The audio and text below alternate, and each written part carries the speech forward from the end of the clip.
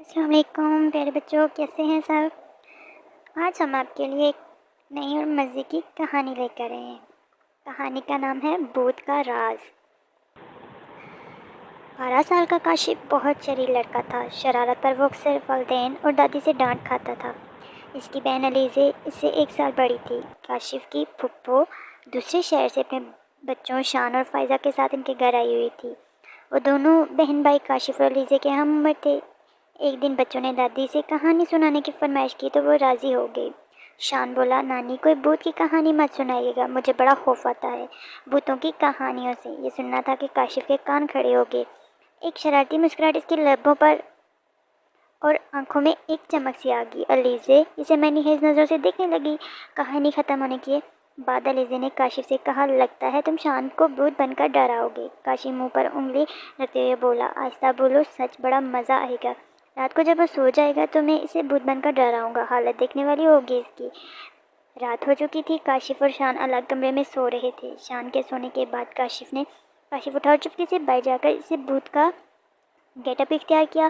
اب اس کے قدم اپنے کمرے کی طرف بڑھنے لگے جہاں شان سو رہا تھا۔ کمرے میں مدھم روشنی تھی۔ کاشف آہستہ آہستہ قدم بڑھاتا ہوا شان کے کمرے کی طرف بڑھ رہا تھا۔ اس نے دیکھا کہ شان چادر اوڑھے بے خبر سو رہا ہے۔ اس نے پہلے کہ وہ چادر ہٹا کر شان کو ڈراتا، اچانک کسی نے اس کے کندھے پر ہاتھ رکھا۔ کاشف نے جو گھوم کر دیکھا تو اس کی روح فنا ہوگی۔ علیزے اور فائزہ دادی جان کے کمرے میں تھی۔ علیزے جاگ رہی تھی۔ اسے معلوم تھا کہ کاشف شان کو بھوت بن کر ڈرائے گا۔ ابھی تھوڑی ہی دیر ہوئی تھی کہ اچانک علیزے کو کاشف کی چیخ سنائی دی۔ اسی دوران فائزہ بھی اٹھ گئی اور مسکرانے لگی۔ اسے دیکھ کر علیزے کو بڑی حیرت ہوئی۔ تم کیوں مسکرا رہی ہو؟ علیزے نے پوچھا۔ فائزہ نے علیزے کے کان میں کچھ کہا جیسے سن کر علیزے بھی مسکرا دی۔ کاشف کی چیخ سن کر دونوں ہنس پڑی، پھر اٹھ کر کاشف کے کمرے کی طرف چل دی۔ کاشف اپنے سامنے بھوت کو دیکھ کر تھر تھر کانپ رہا تھا۔ اچانک کمرے کی لائٹ جلی تو علیزے اور فائزہ نے دیکھا کہ کھڑکی میں سے کالے رنگ کی کوئی چیز نیچے گری ہے اور وہ دونوں کمرے میں پہنچی تو کاشف کی حالت دیکھ کر ہنسنے لگی۔ انہیں ہنستا دیکھ کر کاشف بولا، یہاں میری جان پر بنی ہے اور تم ہنس رہی ہو؟ فائزہ قریب آئی اور بولی، ارے وہ بھوت نہیں تھا، شان تھا۔ کیا شان؟ وہ حیرت سے بولا۔ علیزے نے بتایا، ہاں مجھے فائزہ نے سب بتا دیا تھا۔ دراصل جب تم شان کو ڈرانے کا منصوبہ بنا رہے تھے تو ان دونوں نے سن لیا تھا اور سوچا اس سے پہلے تم شان کو بھوت بن کر ڈراؤ، الٹا شان بھوت بن کر تمہیں ڈرا دے گا، لیکن شان تو سو رہا ہے۔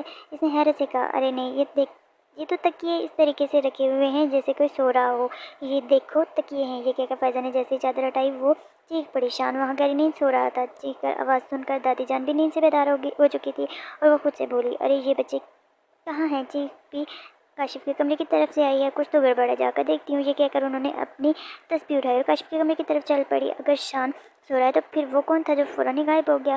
علیزے نے خوفزدہ ہو کر کہا۔ اسی دوران شان بھی آنکھیں ملتا ہوا کھڑا ہو گیا اور پوچھا، یہ کاشف بھوت کیوں بنا ہوا ہے؟ فائزہ نے کہا، کس قدر بے خبر سوتے ہو بھائی، اس قدر شور میں بھی آنکھ نہیں کھلی۔ شان نے کہا، ارے مجھے لگا یہ شور خواب میں ہو رہا ہے۔ اب کاشف کے سمجھ میں آیا کہ وہ اصلی بھوت ہی تھا۔ اسی دوران گھر کے باقی لوگ بھی اٹھ کر وہاں پہنچ گئے تھے اور انہوں نے بھی ساری صورتحال کا علم ہو گیا۔ کاشف کے ابو نے کہا، کہو برخوردار، اب کوئی شرارت کرو گے؟ اصلی بھوت تمہیں شرارتوں کی سزا دینے آیا تھا، لیکن علیزے اور فائزہ کے آنے سے وہ غائب ہو گیا۔ اب کوئی شرارت نہ کرنا۔ کاشف اپنے کانوں کو ہاتھ لگا کر بولا، میری توبہ ہے جو میں آئندہ کبھی شرارت کروں۔ دادی بولی، ہماری بات تو تم مانتے نہیں تھے، بھوت کی بات فوراً مان لی۔ اچانک شان چیخا، بھوت کہاں ہے؟ یہ کہہ کر کاشف خوف سے کانپنے لگا۔ اسے کانپتا دیکھ کر شان زور زور سے ہنسنے لگا۔ یہ اب تک پتہ نہیں چل سکا غائب ہونے والا اصلی بھوت تھا یا کوئی تیسرا کردار۔